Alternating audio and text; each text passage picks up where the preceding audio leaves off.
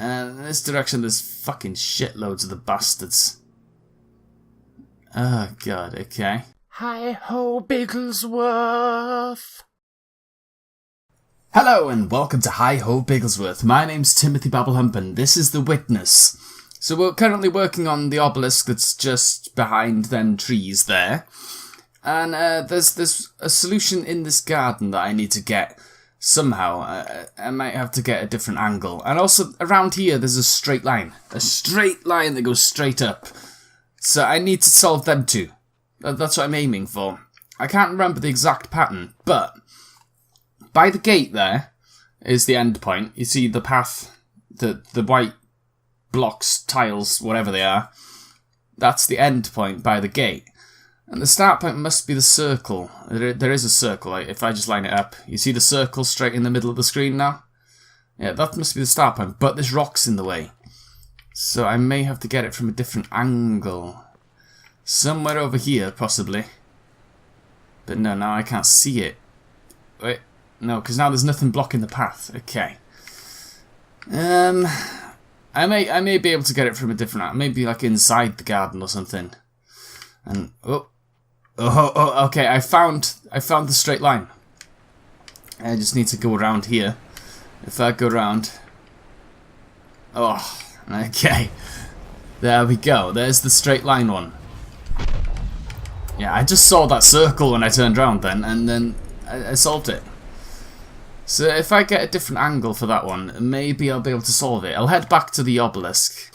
I'm going to draw out the shapes. That's the only way I can think of to do it without having to backtrack constantly. Now, before I draw the shapes, yeah, that's the shape I need to get. It does look like it's from this angle over here. If I just go and see this first, because I found out last time you can go up here. So there's the end path. Aha! Look, there's a tiny hole cut out of the rock. Aha! There we go. Okay. Solved that one. Right, and now we've got this shape, which I worked out last time. Fair enough, I worked it out. It's these steps down here, but I was focused on the steps. And then when I was editing the video, I realised if you look at the grass, the solution's right there. But I was focusing on the white steps, trying to look for a path and look for a start point on the rocks and stuff. But it was right there the whole time. I don't know how I missed it. Okay, so I'm just going to draw out the patterns I've got left on here. Okay, there's some curvy ones. The curvy ones definitely aren't part of that, but I'm still going to draw them. Okay, so I've drawn out them 6. They're the only 6 I've got left on this tower. How do I get out of here now?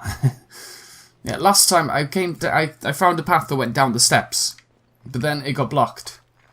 So if I get the right angle, then this bottom step would be a part of it. You see, it goes right. Yeah, there's the end point. Okay, so I need to stand like here, maybe. Right, what's the shape? It sort of zigzags down. If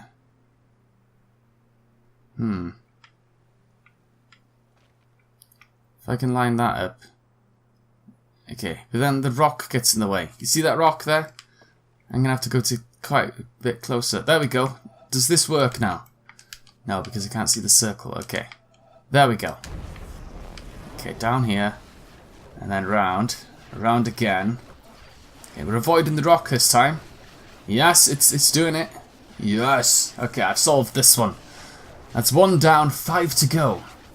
And it looks like only 2 of them are actually part of this weird set. Okay, so I'll just cross that off just so I don't get distracted by it. And the other 2 go to the right.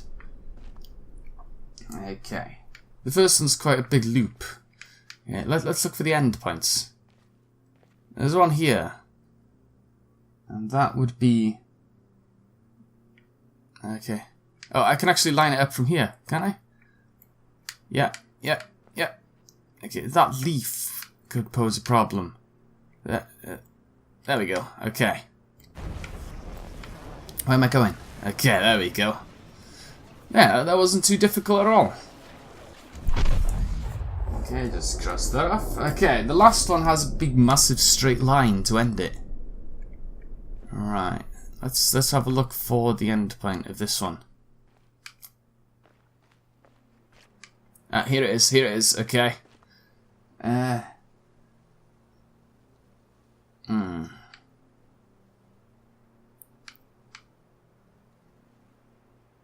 Okay, I think I see it.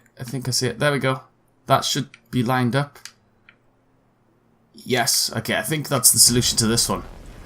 And I think that's all of the step ones. Because the other ones all have, like, curving paths.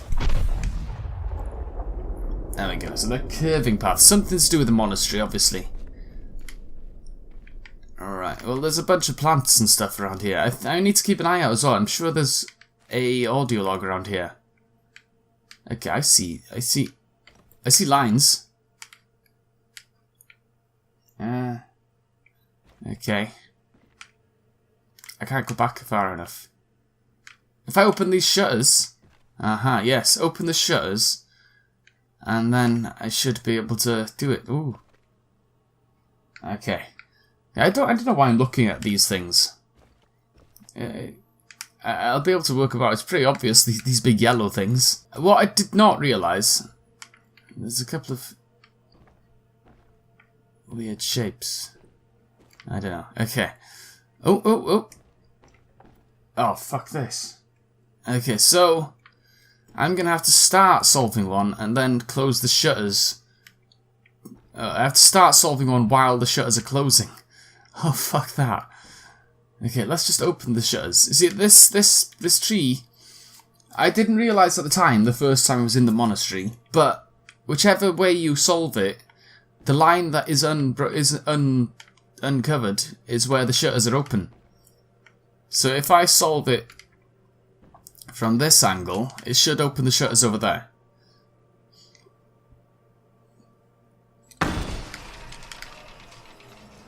Yeah. Well, them ones are closing. They close very slowly, so it's fine. Yeah, and these are opening. Oh, look. Oh, if I'd opened these before, I would have noticed, but I didn't know about the environmental puzzles then, did I? Okay, so... Oh, fuck this. Fuck. Okay, so... How am I supposed to do this?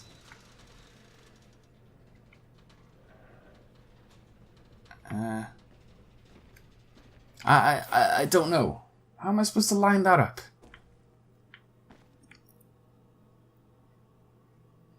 Okay, does that make an end point round there? Yes, it does. Okay, that's fine. Right, so it looks like there's one in each place. One in each of the windows. Okay, just gotta line this up. But I can't because there's a fucking tree branch in the way. There we go. So these aren't that difficult, really. Okay. And then... Yeah, let's have a look. Okay, if... Oh, where do I have to stand to line it up? There? Yeah. So if I start it and I can only reach there, I need to close the shutter to do the last of it. Okay, can I, if I stay the same spot, yeah, I can open the back shutters. Okay. So I don't need to move from this spot, so I know I'm still lined up. Okay. Quickly. I don't really need to be quick. It's not exactly fast moving, is it? Okay. So that's all of these done. This was easy. I could have done this in the last episode. Okay, please don't break my line. Please don't break it. Okay, it's fine. It's fine. There we go. There we go. Okay. Anything interesting through this back shutters? There's some bits that are broken, but they don't seem to make any patterns or anything. There's a giant hole here. Hello. Okay. So I'm pretty sure there's a thing in here, an audio log somewhere, because there's one on the on the little map of the island. There's some audio logs I've missed, and I'm pretty sure one was near the monastery, but it didn't seem to be in it. I don't think. I don't know. I can hunt for them properly later on. I can do a proper hunt. But I can't see it. Alright, this should be... Yep, that tower's turned white. So let's head to the next one. Because this was quite quick. I wasn't expecting it to be that quick. Right, so if we go over here... And I suspect there's going to be something with these steps. Because they've got a lot of things around them. Like liney shit. Right, where's the obelisk? It's over here, isn't it? Aha. Right, so I've solved that. Okay, in this direction there's a couple. There's a dip one. Okay. And in this direction there's fucking shitloads of the bastards. Oh god, okay. And that's it. That's it, okay. So I might be able to solve all of these by the end of the next episode. These ones are gonna have some ones that are in the cinema. Because I've seen the outline. I'm fairly sure that the two at the bottom with the squarey ones, not the straight line, the two above it, they're around the doorways in the cinema. And there's one that comes up into the rafters. I think it might be this M-shaped one, possibly. I don't know where the other ones are. There's a nice little swirly one at the top. Okay. So I could work on them, or I could look for audio logs. I've just found one. I'm going to look for audio logs. It makes sense. The question is the most difficult in the world. It is not a question I can answer simply with yes or no. I am not an atheist. I do not know if I can define myself as a pantheist. The problem involved is too vast for our limited minds. May I not reply with a parable? The human mind, no matter how highly trained, cannot grasp the universe. We are in the position of a little child entering a huge library filled with books in many languages. The child knows someone must have written those books, does not know how, does not understand the languages in which they are written. The child dimly suspects a mysterious order in the arrangement of the books, but doesn't know what that is. Beach. That, it seems to me, is the attitude of the most intelligent human toward God. Albert Einstein, 1930. Okay, so it looks like there's one on the beach. And there's one in the greenhouse thing. In the greenhouse, and there's one by the monastery. I know that anyway, so I should probably search for that. But where on the beach is it gonna be? It's gonna be hidden. Well, not hidden, it's gonna be really obvious, but I missed it. Okay, it didn't look like it was this far around the beach. It looked like it was... yeah, there we go. It's a golden one. But the flower wasn't golden. One day, I happened to be looking at Generation of Waves by Wind. I took down the standard treatise on hydrodynamics, and under that heading I read, if the external forces P prime sub YY, P prime sub XY be given multiples of e to the ikx plus at, where k and a are prescribed, the equations in question determine a and c, and thence, by 9, the value of eta, and so on for 2 pages. At the end, it is made clear that a wind of less than half a mile an hour will leave the surface unruffled. At a mile an hour, the surface is covered with minute corrugations due to capillary waves which decay immediately if the disturbing cause ceases. At 2 miles an hour, the gravity waves appear. As the author modestly concludes, our theoretical investigations give considerable insight into the incipient stages of wave formation. On another occasion, the same subject of generation of waves by wind was in my mind, but this time another book was more appropriate, and I read, "There are waters blown by changing winds to laughter, and lit by the rich skies all day, and after, frost, with a gesture, stays the waves that dance, and wandering loveliness. He leaves a white, unbroken glory, a gathered radiance, a width, a shining peace under the night. The magic words bring back the scene. Again, we feel nature drawing close to us, uniting with us, till we are filled with the gladness of the waves dancing in the sunshine, with the awe of the moonlight on the frozen lake. These were not moments when we fell below ourselves. We did not look back on them and say, "It was disgraceful for a man with 6 sober senses and a scientific understanding to let himself be deluded in that way. I will take Lamb's hydrodynamics with me next time." It is good that there should be such moments for us. Life would be stunted and narrow if we could feel no significance in the world around us beyond that which can be weighed and measured with the tools of the physicist, or described by the metrical symbols of the mathematician. Of course, it was an illusion. We can easily expose the rather clumsy trick that was played on us. Ethereal vibrations of various wavelengths, reflected at different angles from the disturbed interface between air and water, reached our eyes, and by photoelectric action caused appropriate stimuli to travel along the optic nerves to a brain center. Here, the mind set to work to weave an impression out of the stimuli. The incoming material was somewhat meager, but the mind is a great storehouse of associations that could be used to clothe the skeleton. Having woven an impression, the mind surveyed all that it had made and decided that it was very good. The critical faculty was lulled. We ceased to analyze and were conscious only of the impression as a whole. The warmth of the air, the scent of the grass, the gentle stir of the breeze, combined with the visual scene in one transcendent impression, around us and within us. Associations emerging from their storehouse grew bolder. Perhaps we recalled the phrase, rippling laughter. Waves, ripples, laughter, gladness. The ideas jostled one another. Quite illogically, we were glad. Though what there can possibly be to be glad about in a set of ethereal vibrations no sensible person can explain. A mood of quiet joy suffused the whole impression. The gladness in ourselves was in nature, in the waves. Oh, shit. Okay. That's how it was. It was an illusion. Then why toy with it longer? These airy fancies which the mind, when we do not keep it severely in order, projects into the external world should be of no concern to the earnest seeker after truth.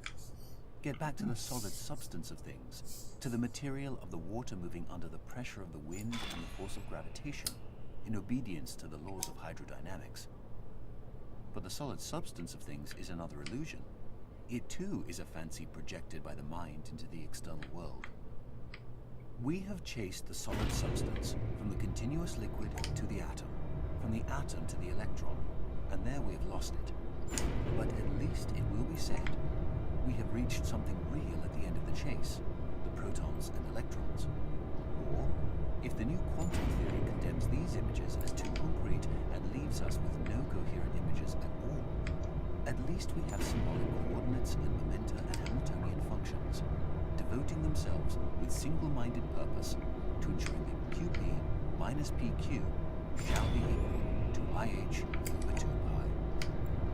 I have tried to show that by following this course we reach a cyclic scheme which, from its very nature, can only be a partial expression of our environment. It is not reality, but the skeleton of reality. Actuality has been lost in the exigencies of the chase.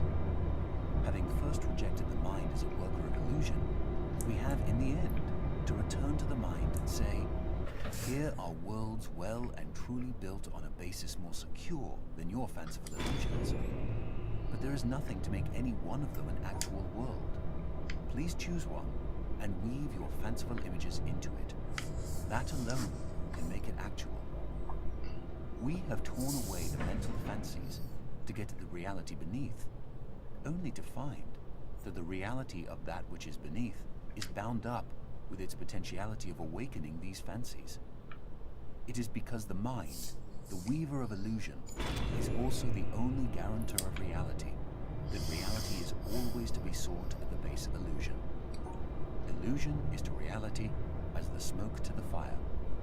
I will not urge that hoary untruth, there is no smoke without fire, but it is reasonable to inquire whether, in the mystical illusions of man, there is not a reflection of an underlying reality. Arthur Eddington, 1927. Okay, so that was a long quote. I'm trying to reach the middle floor, but I can't remember how I did it. All I did was this. I'm sure I tried this. I'm sure I tried it. Okay, it worked this time. Okay, I'm gonna jump off at the green floor. Take your time. Okay, off we go. Oh, it's really hurting my eyes today. Okay, how the fuck did I miss that? I've been in here twice. As scientists, we realize that color is merely a question of the wavelengths of ethereal vibrations. But that does not seem to have dispelled the feeling that eyes which reflect light near wavelength 4800 are a subject for rhapsody, whilst those which reflect wavelength 5300 are left unsung. We have not yet reached the practice of the Laputans who, if they would, for example, praise the beauty of a woman or any other animal, they describe it by rhombs, circles, parallelograms, ellipses, and other geometrical terms. The materialist, who is convinced that all phenomena arise from electrons and quanta and the like, controlled by mathematical formulae, must presumably hold the belief that his wife is a rather elaborate differential equation. But he is probably tactful enough not to obtrude this opinion in domestic life. If this kind of scientific dissection is felt to be inadequate and irrelevant in ordinary personal relationships, it is surely out of place in the most personal relationship of all, that of the human soul to a divine spirit. Arthur Eddington, 1927. Indeed. So I'm just going to find the last one, the one in the monastery, and then it looks like all I've got left are town ones, so they should show up while I'm doing the town.